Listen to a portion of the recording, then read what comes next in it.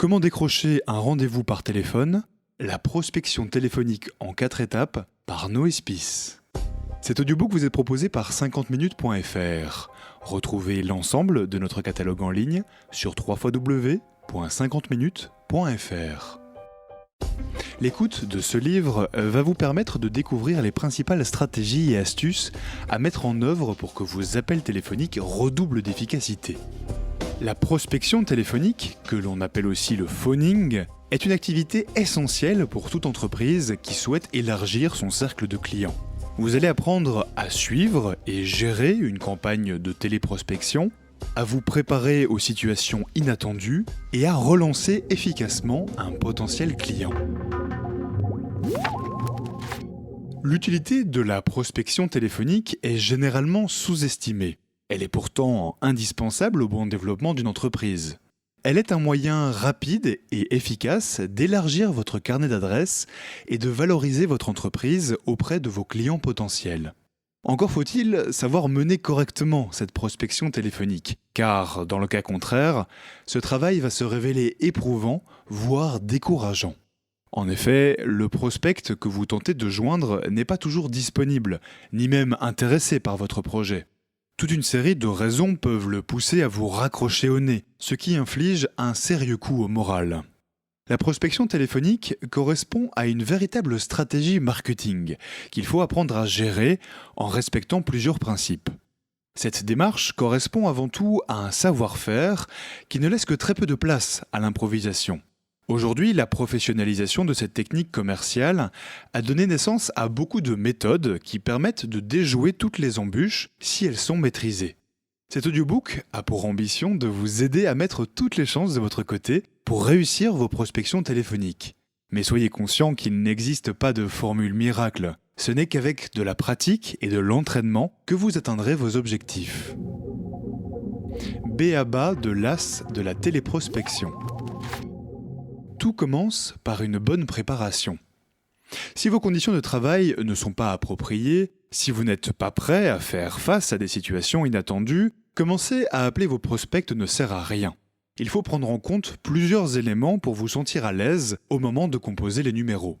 Le mieux est d'élaborer une trame téléphonique, un scénario de conversation, afin d'être paré aux diverses éventualités. Premièrement, il faut connaître son produit. Cela tombe sous le sens. Ne vous engagez pas dans la prospection avant de maîtriser parfaitement le produit ou le service que vous voulez vendre. Faire des recherches sur vos concurrents principaux est très utile pour prendre connaissance de leur offre et de noter les points qui vous différencient.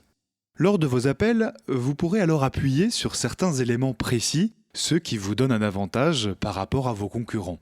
Car évidemment, ces derniers sont susceptibles d'appeler les mêmes prospects que vous. Ensuite, il faut établir un fichier de prospects détaillé.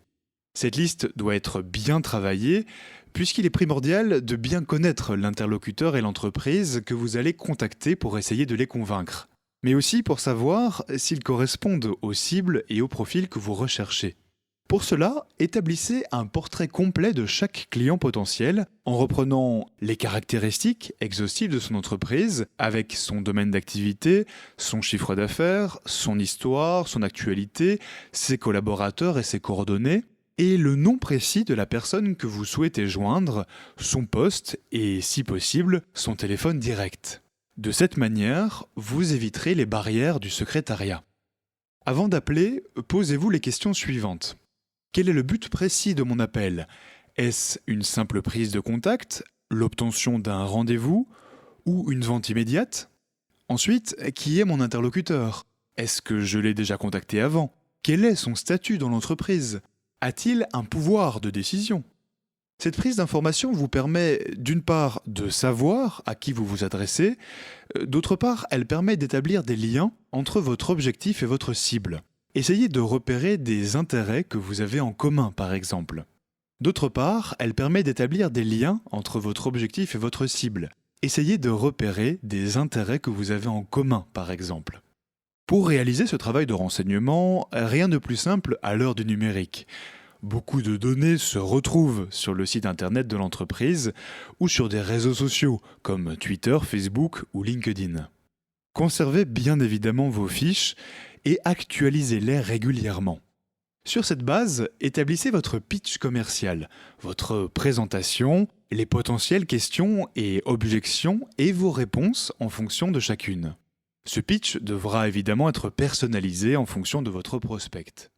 Enfin, au moment Nous espérons que vous avez apprécié cet aperçu. Pour continuer à écouter ce livre audio sur Google Play Livres, utilisez le lien dans la description de la vidéo.